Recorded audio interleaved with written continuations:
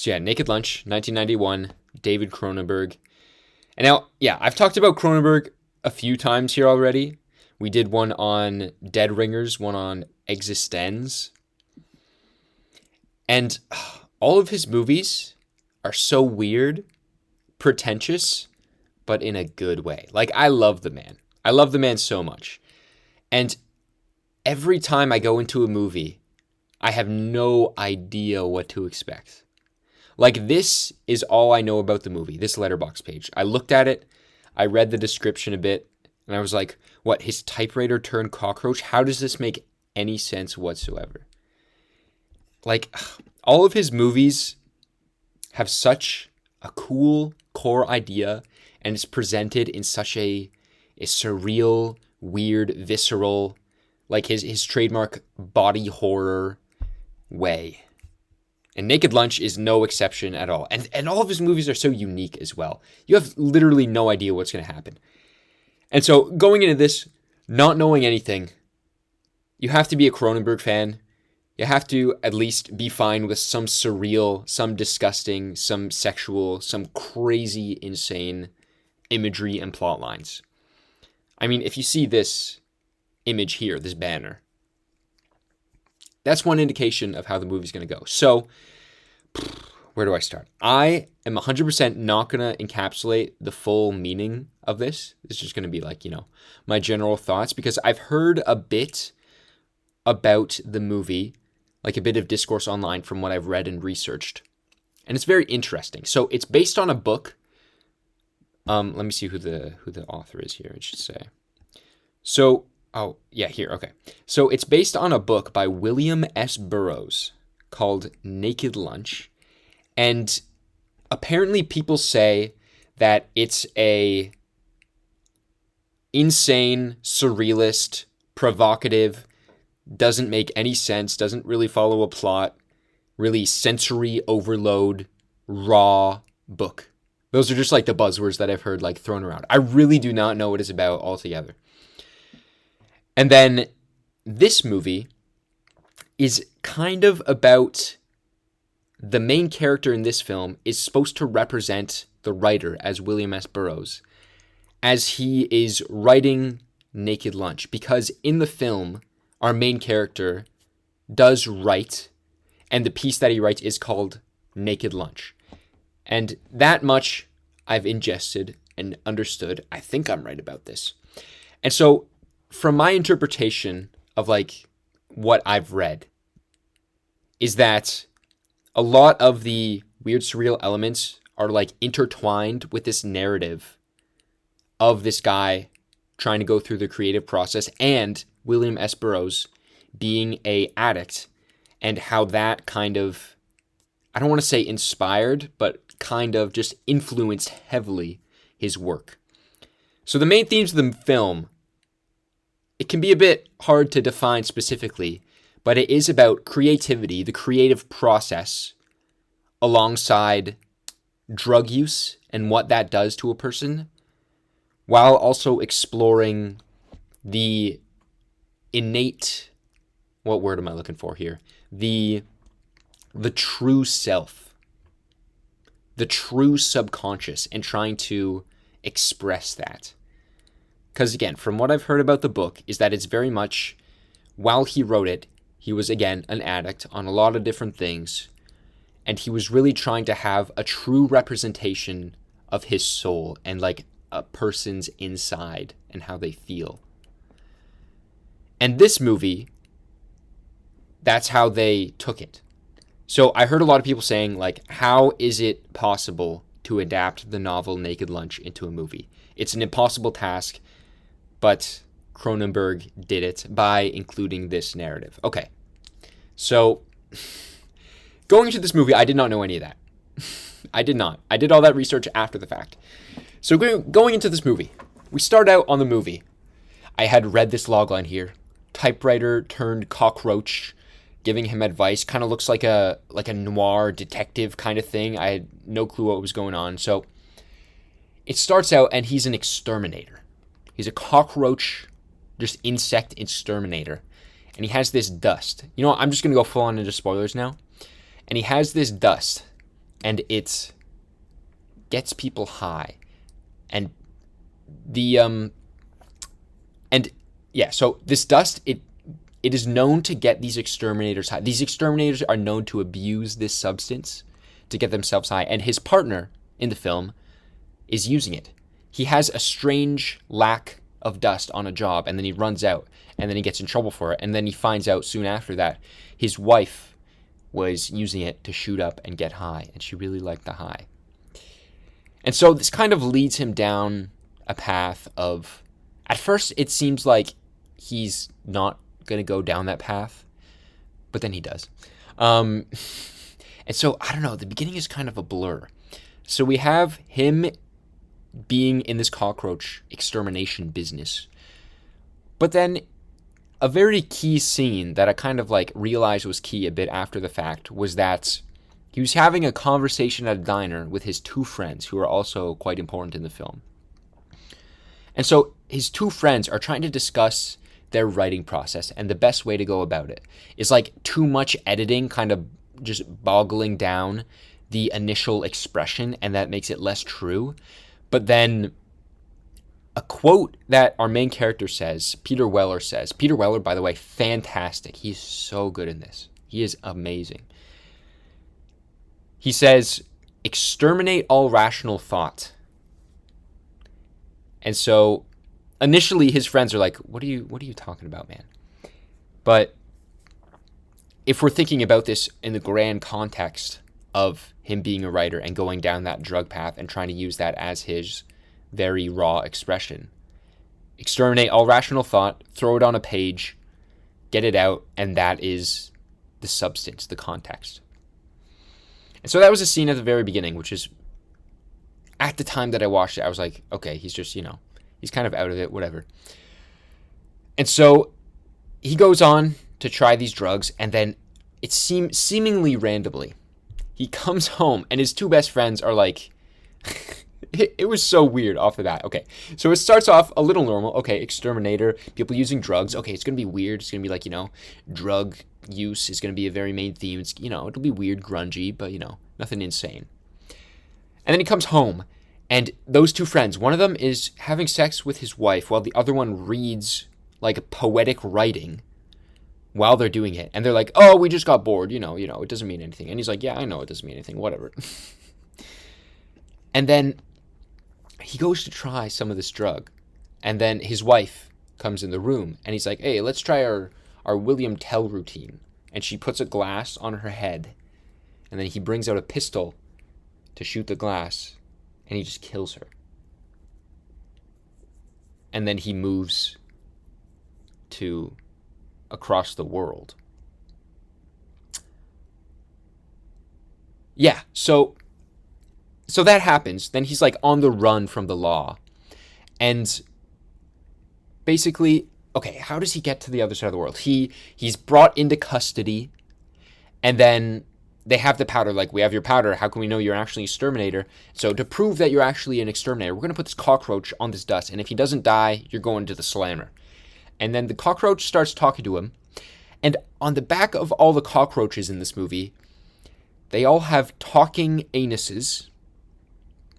And they tell him that his wife was secretly a member of a society, and then he had to kill her.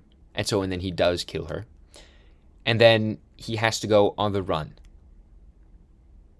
So he slams the cockroach, and then, he goes on the run. And then he goes to the other side of the world, and then Intercom, I think, was the company, or like the company that is supposedly what he's trying to be a part of. They're recruiting him. So he goes to the other side of the world, and he gets a typewriter, and starts to become a writer. And then this actually makes a lot of sense. His typewriter turned cockroach. So he's in this Mediterranean city, and he has a typewriter that is like his boss giving him his tasks and knowledge about who to trust and who not to trust. And it turns into this weird mix of a cockroach and a typewriter. It's like, in your brain, it's hard to process what it looks like. But then when David Cronenberg actually makes it, it makes sense. And it's so weird. I'm going to look it up.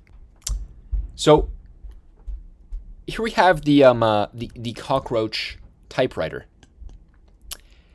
And it seems like the cockroach typewriter gets off on Peter Weller's character typing on it.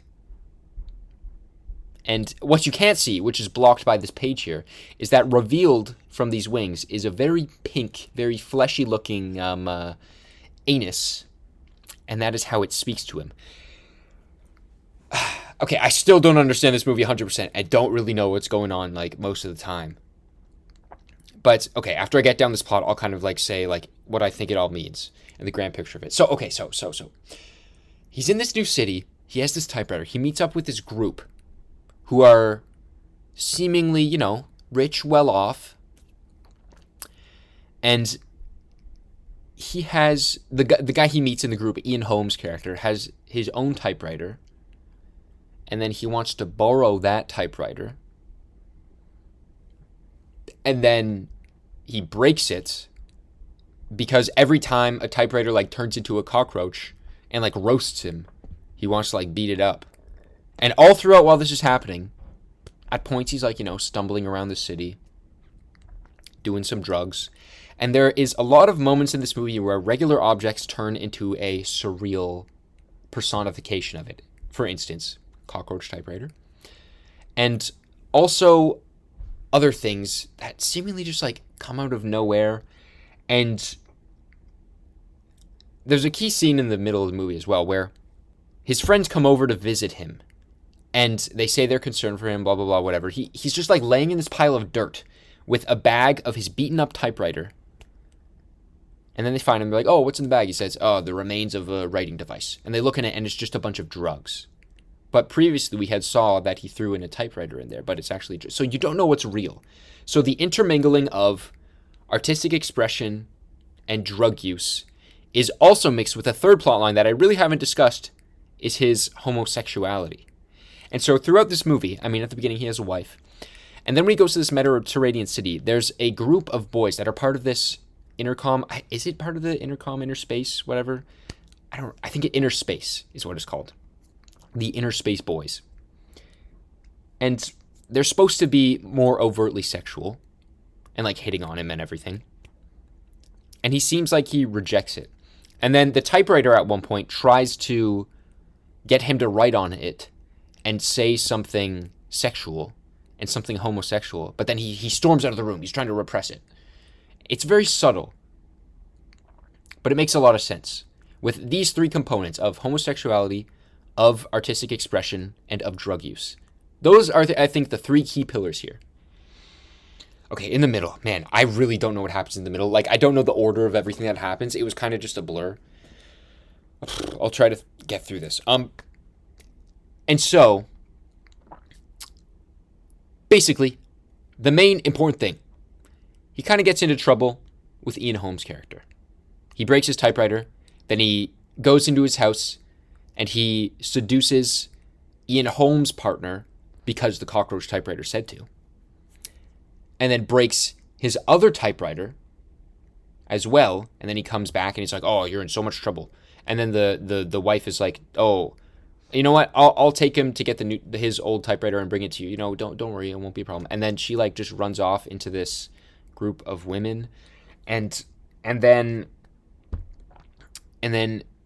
Peter Weller is now, like, on the streets, and he tries to get his typewriter fixed by one of the boys in inner space, and then they go to this, like, metal shop, and then it is fixed, and then now he can do his task for this corporation again, and then he goes and infiltrates this group of women. And then there's, oh, I forgot to mention completely, like, the weird alien things that is part of this banner. Okay, so he gets to the Mediterranean city, and then this alien thing is behind one of the people, and then they talk to him. And he's like, oh, you got to do these tasks and everything. And so that was all just context for, after he's on the streets at the end, he goes into this, like, underground base thing. And then it seems like a bunch of these alien things are like strung up in cages, and people are sucking like weird milk / sperm out of their like head tentacles. And then he finds the wife of the other guy's character who he was trying to seduce. But then the leader of that place is the doctor that gave him his drugs in the first place. He's like, yeah, I dress up like a woman. And then he has to go on the run with the wife, who is played by the same character as his original wife. I forgot to mention that. Very important key part. And then the very last scene is very reminiscent of the scene where he's in interrogation, because the same two people who played the police play like these Russian border patrol guys. And it's him and the girl in the car. And then they're like, oh, so you're a writer, huh? That's why you're here? Okay, prove it. Prove you're a writer. Write something. And instead of writing something, he turns back to the woman and he says, all right, let's do the William Tell routine. And then same thing happens. Glass on the head. Boom. He shoots her, kills her. And they're like, all right, you're admitted. You're through. Okay. I feel like, you know what? I'm realizing now, talking about the plot probably wasn't a good idea. I'm realizing now. Because, again, I think I have boiled it down to the three themes of artistic expression, drug use, and homosexuality. Very, very important. And there are a few moments that I did cover there that were very important. If we're talking about the very end, and him as a writer, the border guards say, hey, you're a writer, prove it. And then he shoots the woman, and they're like, okay, go. I still don't completely understand what that means. And it's such a David Cronenberg ending that I kind of dig, even though I don't understand it. I feel like that's like definitive Cronenberg. I don't understand 100%, but it's cool. So, is that him mixing artistic expression with maybe the violence and irrationality that comes with drug use? You have to exclude everybody else from around you. Everyone who you're seemingly close to. Isolate yourself into your true thoughts. Really dig deep. And that is what proves that you are a writer. Because I think the commentary on being a writer in this movie is very interesting, because me, myself, being a writer, I understand that during the process, sometimes there's a lot of not writing. And people kind of are like full of themselves. Writers can be full of themselves. Surprise. And how do you declare yourself as a writer? See, I'm declaring myself as a writer, and I've written a few short films like that I've made and everything. But I'm not like a professional writer. Does that qualify me? What qualifies you as a writer? Is it a way of thinking? Is it physically doing it and the landmark of getting something published or something made? And maybe to him is trying to say that exterminating all rational thought, like he said at the beginning of the movie, is the benchmark of being an authentic writer. Could be that. Also, if we're thinking about one of the other pillars, homosexuality, him literally killing a woman who he's supposed to be in love with. Could that be him accepting who he is? Could it be? Who knows? Because I think throughout the movie, there's a lot of moments where he struggles with his sexuality in ways of like he's been taught that it was wrong. And again, it's very subtle and it's hard to explain. I'm trying to remember all the moments that kind of like represent it, because there is a lot of phallic imagery. There is specifically one point where he's trying to seduce Ian Holmes' wife, because the cockroach typewriter told him to. And then they're getting it on. And the typewriter, it sprouts this very phallic looking thing out of like the back of it. And then it turns into this like weird humanoid torso. And you see like kind of like an outline of a butt. And then it hops on them while they're making love. And it starts like vibrating. And then the housekeeper comes in and like shoos it away. And that's like shooing away his homosexual thoughts, because he's like, oh, I have to prove to myself that I'm not homosexual. I have to be with this woman. But his other thoughts are coming through. This movie doesn't make sense. But it's great. It really is a great movie. I mean, I give it a 4 out of 5 here. And again, I feel like because this movie is talking about artistic expression, I feel like it's a crime to like give this movie a rating because it's very surreal and trying to say that it's literally just about your internal thoughts, getting that out, and does it really matter what other people think about that? I've only just realized that's RoboCop. Yeah, Peter Weller is RoboCop.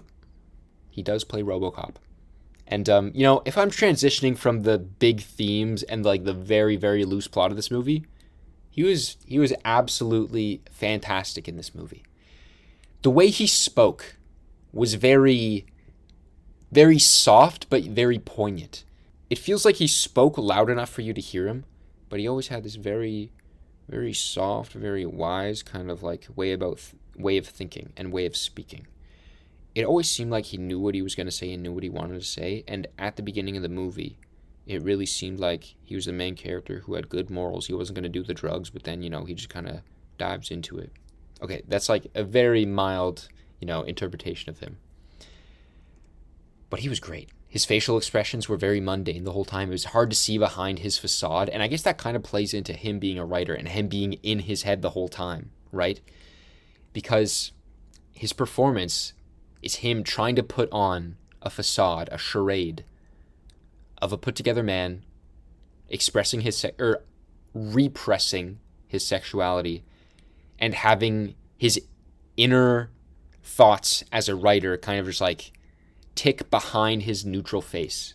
And the way the movie's structured is insane and crazy, but the surrealist nature of it and like trying to pick out points where typewriters or cockroach typewriters are representing drug use and what actually was there. Did his friends actually come visit him, or was that just like his imagination of what that interaction would be like and he's trying to like figure that out?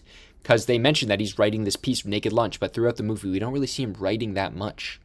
Naked Lunch is the reason they changed the actor for RoboCop 3. Is it really? Wow, that's crazy. So this was made in 91. Let's see, where's RoboCop here? RoboCop was 87. RoboCop 2, 90. Lines up. And you know what? I'm glad they changed it. Because RoboCop, it's like, you see like just his face a bit, and it feels like very plasticky. It's like, okay, yeah, you could probably, change it up a bit. And like the performance is very like wooden in a good way because it is RoboCop. But Peter Weller did do a great job at RoboCop to begin with, so. But yeah, he was phenomenal. I think all the actors were really, really good, but I think he was just like absolutely outstanding in this movie. Like incredible. And yeah, everyone else was great. I don't know if there's anybody else that I would really, highlight. Roy Schneider as the doctor was great. I mean, Judy Davis was great as the two characters. Yeah, they were all really good. Oh, and the last thing I'll mention, I forgot to mention, is, I guess, one, the cinematography. Very soft and very, fluid. And I guess that kind of represents, drug use and, that kind of, hazy state. But the smooth jazz that plays throughout the movie is incredible. It just works so well. Because again, kind of playing off of a noir, right? Like he's getting tasks from this cockroach typewriter. It's like these corporations that he has to infiltrate and everything. And he's going around, he's being shady. He's dark cities at night. He's just walking around doing drugs and everything. And it just works, the jazz. But yeah, this whole package of a movie is insane. And it is insane that it was adapted. And it just proves that David Cronenberg is a living, insane man, but a legend. He is absolutely amazing. And yeah, Naked Lunch was really fun. I loved it. I probably got 90% of the information that I said in this movie wrong. Because again, I forget the order of everything because the plot was just all over the place. But hey, I really did enjoy it. And I'm looking forward to do a bit more research on it. Maybe figure out what the book is about a bit more. Because yeah, it was crazy. Man, if I were to watch another, I gotta watch. One of my friends really likes Eastern Promises. I haven't seen it. Okay, I really have to watch Eastern Promises, The Fly, and Crash. Then I'll have these top 10 viewed. But yeah, he's great, and his son makes great movies too. would recommend Possessor. That's a great movie.